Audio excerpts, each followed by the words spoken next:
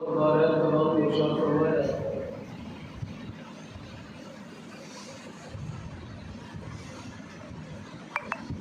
وَلُوطًا إِذْ قَالَ لِقَوْمِهِ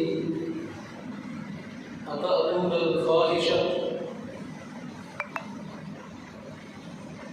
اللہ کو ارشاد فرماتے ہیں کہ لوط علیہ السلام نے جو اللہ کے پاک پیغمبر اور نبی ہیں، حضرت ابراہیم علیہ السلام کے بھتیجے ہیں، ایک ہی زمانے کے دونوں پیغمبر ہیں،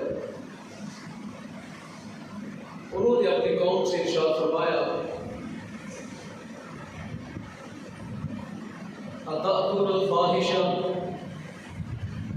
کہ اے میری قوم یہ کیا برا کام تم کر رہے ہو؟ اَتَأْتُونَ الْفَاحِشَةَ، یہ کون سی فحاشی تم نے شروع کر دی ہے؟ مَا سَبَقَكُم بِهَا، تم سے پہلے جہان میں یہ کام کسی نے نہیں کیا۔ مَا سَبَقَكُم بِهَا مِنْ أَحَدٍ، جہان میں سے کسی بھی بندے نے یہ پہلے کام نہیں کیا جو تم برائی کرنے چاہ رہے ہو۔ جس برائی کا آغاز تم نے کیا ہے آج تک یہ برائی کائنات میں نہیں ہوئی۔ مِنَ الْعَالَمِينَ، پورے جہان کے، اور پورے جہان کے اندر یہ برائی تم پہلے قوم ہو، یہ پہلی قوم ہو جس نے اس برائی کا آغاز کیا ہے۔ تم نے اس برائی کا آغاز کیا تو پروردگار عالم کے پاک پیغمبر فرماتے ہیں کیوں رب کے عذاب کو دعوت دے رہے ہو؟ اب آپ کو تجسس ہوا ہوگا وہ کون سی برائی ہے جس کا آغاز قوم لوط نے کیا۔ حضرت لوط علیہ السلام کی قوم نے کون سی برائی کا آغاز کیا سب سے پہلے جہان میں؟ وہ برائی ہے، قرآن نے اس کو بھی بیان کیا۔ وہ برائی ہے، قرآن کہتا ہے اِنَّكُمْ لَتَأْتُونَ الرِّجَالَ شَهْوَةً مِّن دُونِ النِّسَاءِ، فرمایا برائی یہ ہے کہ تم مردوں کے پاس آتے ہو عورتوں کو چھوڑ کے۔ برائی یہ ہے کہ ہم جنس پرستی، تم نے یہ کون سی گندگی کا آغاز کر دی ہے کہ اللہ رب العالمین نے جب مرد کے لیے ایک نکاح جیسا حلال رشتہ پیدا فرمایا ہے، مرد کے لیے نکاح جیسا مقدس رشتہ پیدا فرمایا ہے، تو فرمایا تم وہ نکاح والا راستہ چھوڑ کے، وہ حلال کا راستہ چھوڑ کے، وہ جائز اور پاکیزہ طریقہ چھوڑ کے تم نے یہ کون سی گندگی کا آغاز کر دی ہے جہان کے اندر؟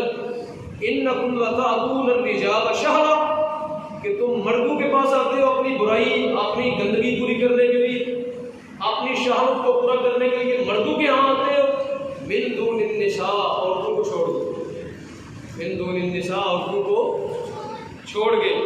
تو فرمایا بل انتم قوم مسرفون، فرمایا تم تو بہت حد سے بڑی ہوئی قوم ہو، تم تو بہت حد سے۔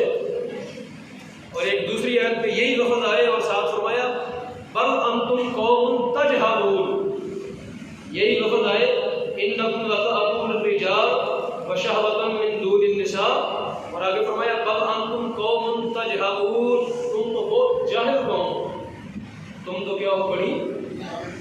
اور ایک ایسے لفظ آئے اتأتون الذکران، اے قوم لوط تم مردوں کے پاس آتی ہو،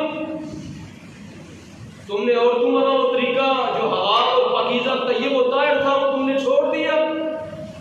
تو رب العالمین نے فرمایا تم بہت بڑی جاہل قوم اور بہت حد سے گزری ہوئی قوم، بہت تم نے تجاوز کر دیا، تم نے اللہ رب العالمین کا جو حلال کا دیا ہوا راستہ تھا اس سے تم نے بہت تجاوز کر دیا۔ اچھا جب یہ معاملہ ہوا تو رب العالمین نے پھر حضرت لوط علیہ السلام نے کیا کیا؟ لوط علیہ السلام نے ان کو بارہا سمجھایا، حتیٰ کہ قرآن میں 40 جگہ یہ ذکر ہے۔ لوط علیہ السلام کا ذکر کتنی جگہ آیا؟ قرآن کی تو ایک آیت جو ہے وہ بھی مسئلہ حل کر دیتی ہے، ایک لفظ بھی مسئلہ حل کر دیتا ہے۔ اگر 40 جگہ اس واقعہ کا ذکر ہوا، 40 جگہ اس بات سے روکا گیا، تو آپ اندازہ کر سکتے ہیں کہ رب اس عمل سے کتنا ناراض ہوتا ہے۔ رب العالمین کی ذات اس عمل سے کتنا غضبناک ہوتی ہے کہ 40 دفعہ قرآن کے اندر اس کا ذکر ہے، 40 دفعہ ذکر ہے۔ سورہ انعام کے اندر اس کا ذکر آیا، سورہ اعراف کے اندر ذکر آیا، سورہ ہود کے اندر، سورہ ہجر کے اندر ذکر آیا، سورۃ الانبیاء کے اندر اس کا ذکر آیا، سورہ حج کے اندر، سورۃ الشعراء کے اندر، سورہ نمل کے اندر اس کا ذکر آیا، سورہ عنکبوت کے اندر، سورہ صافات کے اندر، سورہ صاد کے اندر اس کا ذکر آیا، سورہ کاف کے اندر اس کا ذکر آیا، سورہ قمر کے اندر، سورہ تحریم کے اندر، سورہ حاقہ، ان تمام سورتوں کے اندر اس کا ذکر بار بار آیا۔ کتنے مقام پر آیا؟ 40 دفعہ۔ کتنے مقام پر آیا؟ 40 دفعہ۔ 40 دفعہ۔ کہ رب العالمین فرماتے ہیں تم بڑی حد سے بڑھ گئی قوم ہو، تم بہت بڑی جاہل قوم ہو، اور تم بہت گندگی اور غلاظت کا طریقہ تم نے جہان کے اندر شروع کر دیا، اور اللہ رب العالمین کے پاک پیغمبر خود علیہ السلام ان کو منع کرتے ہیں۔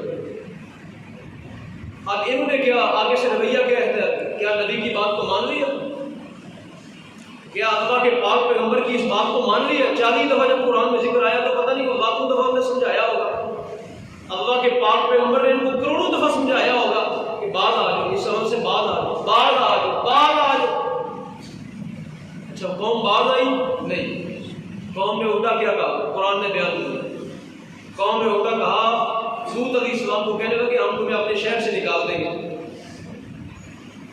کہنے لگے تمہاری باتیں ہمیں مارا نہیں ہے، تمہاری دعوت جو ہے یہ ہمیں تنگ کرتی ہے، تکلیف دیتی ہے، کہنے لگے خواہ مخواہ ہماری بات کے اندر ٹانگ نہ ڈالو، یہ لفظ ہے قرآن کے، کہنے لگے خواہ مخواہ ہماری جو عزت ہے نا، ہمارا جو شعبت کا طریقہ ہے اس کو خراب نہ کرو، روکے یہاں پہ نہیں روکے، آگے کہنے لگے یا تو شہر سے نکال دیں گے، کہنے لگے اگر باز نہ آیا تو تمہیں زمین کے اندر رجم کر دے گا۔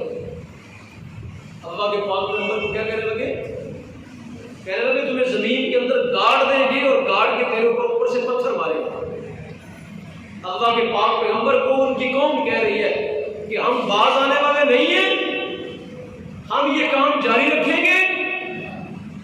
اچھا جی آگے چلے، یہ کام قوم کرتی رہی، آپ ان کو سمجھاتے رہے۔ تیسرا کام کیا کیا انہوں نے؟ جب بات آپ سے بڑی نا، پہلے کہا شہر سے نکال دیں گے، پھر کہا ہم تمہیں رجم کر دیں گے، زمین کے اندر گاڑ کے پتھر ماریں گے۔ تیسرا کہا کیا کہنے لگے کہ تو سچا ہے تو اللہ کا عذاب دے گا۔ یہ ہے جب قومیں بگڑ جاتی ہیں نا تو پھر نبی بھی سمجھائے تو بات نہیں آتی، وہ کہنے لگے اگر تو سچا نبی ہے تو ہمارے اوپر کیا لے گیا؟ عذاب دے گا۔ اچھا جناب کیا ہوا پھر؟ جو لوگ قرآن سے شغف رکھتے ہیں، قرآن کو پڑھتے ہیں، ان کے ذہن میں یہ واقعہ آ جائے گا سارا کہ حضرت ابراہیم علیہ السلام جو اللہ کے پاک پیغمبر ہیں، جن کی عمر 100 سال کے قریب پہنچ گئی اور آپ کے گھر میں اولاد نہیں تھی، آپ کے گھر میں اولاد نہیں تھی، انہوں نے اللہ رب العالمین کے حضور عرض کی پروردگار مجھے وارث عطا کر، جو میری اس صالحیت کا، میری اس نیکی کا کیا ہو، وارث ہو۔ فرشتے آئے ان کو خوشخبری دینے کے لیے کہ اللہ رب العالمین نے آپ کو بیٹے کی خوشخبری دی۔ حضرت ابراہیم علیہ السلام کی توجہ نہ ہوئی اس طرف، وہ انسانی شکل کے اندر آئے، فرشتے انسانی شکل کے اندر آئے۔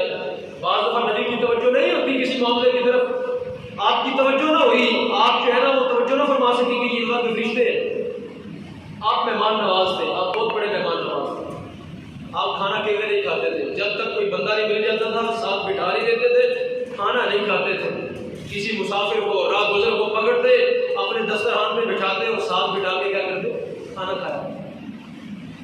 جب وہ فرشتے آپ کے گھر میں آئے انسانی شکل کے اندر تو آپ نے کہا ادھر بیٹھ جاؤ، آپ جلدی سے گئے اور ایک گھر میں آپ کے بکرا تھا، اس کو ذبح کیا، ذبح کرنے کے بعد اس کو پکایا، بھونا اور لا کے ان کے سامنے رکھ دیا۔ انہوں نے کہا ہم تو اللہ کے فرشتے، ہم تو آپ کو خوشخبری دینے آئے، ہم کھانا نہیں کھاتے تھے، پھر آپ کی توجہ کو ہٹ گئی، یہ تو پروردگار کے فرشتے۔ انہوں نے فرمایا کہ ہم آئے ہیں ایک تو خوشخبری دینے کے لیے، دوسرا ہم قوم لوط کو برباد کرنے کے لیے۔ السلام کے پاس، وہاں سے نکلتے ہوئے حضرت ہود علیہ السلام کے پاس آئے. میں جو بات بتانا چاہتا ہوں وہ ذرا بات سننے والی، قرآن سارا پڑھ رہا ہوں. جب وہ فرشتے اس شہر میں داخل ہوئے جس کا نام تھا سدوم، جس کا نام کیا تھا؟ سدوم. بولے ذرا، جس کا نام کیا تھا؟ سدوم. سین دال واو میم، سدوم. آج بھی ملک شام کے اندر بحر مردار، ابھی آپ نے دیکھا سوشل، بحر مردار کے نام سے ایک جھیل ہے وہاں پہ، جس کا پانی جو ہے وہ نمک سے بھی کڑوا اور بڑا عجیب و غریب، اس کے اندر نمکیات ہے سمندر سے بھی زیادہ. اس کو پتہ نہیں کتنے ہزاروں سال ہو گئے وہاں پانی کھڑا ہے، وہ سوکھا ہی ہے. بحر مردار کے نام سے وہ جھیل ہے، وہ جگہ جہاں پہ عذاب آیا تھا. جب وہ فرشتے اس گاؤں میں، شہر میں آئے تو وہاں حضرت لوط علیہ السلام کی صاحبزادی تھی جو وہاں سے کنویں سے پانی بھر رہی تھی. جب اس نے دیکھا تو وہ کہنے لگے، بیٹی ہمیں یہاں پہ رہنے کے لیے کوئی جگہ چاہیے. اس بچی کو فوراً یہ بات سوجھ گئی. اس نے کہا یہ قوم تو، یہ تو نوجوان لڑکے ہیں، قوم ان کو بھی پکڑ رہی. قوم کا رویہ پتا تھا اس بچی کو.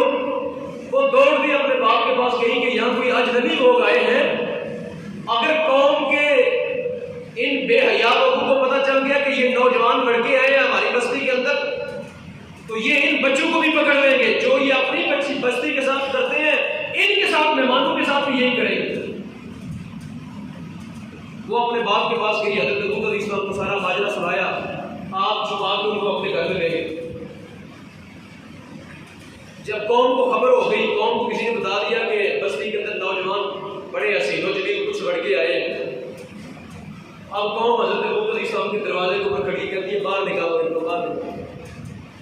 یہ اللہ کی طرف سے آزمائش کیسی ہے. قوم بغیرت ہونے کے اوپر آئے تو اتنی بغیرت ہو جاتی ہے کہ اللہ کے فرشتوں کے پیچھے بھی جو ہے وہ اس طرح کی بے حیائی کرنے کے لیے دوڑ پڑے.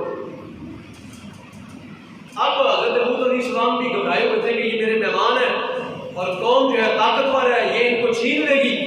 جب انہوں نے دیکھا کہ لوط علیہ السلام گھبرائے ہوئے تو انہوں نے کہا گھبرانے کی کوئی ضرورت نہیں، ہم اللہ کے فرشتے ہم اس کا بندوبست کر دیتے ہیں، آپ گھبرائیں نہیں، ہم انہیں کے لیے ہیں. ان کو بتایا گیا کہ آپ رات کے وقت گھر سے باہر نکل جائیں. جب رات کا آخری پہر آئے، اپنے گھر سے آپ نکل جائیں، اپنے دونوں بچیوں کو لے کے اور اپنے باقی عیال کو لے کے نکل جائیں. آج رات اس قوم پہ عذاب آئے گا. اب میں وہ آیت پڑھنے لگا ہوں. یہ شارٹ کٹ واقعہ میں نے آپ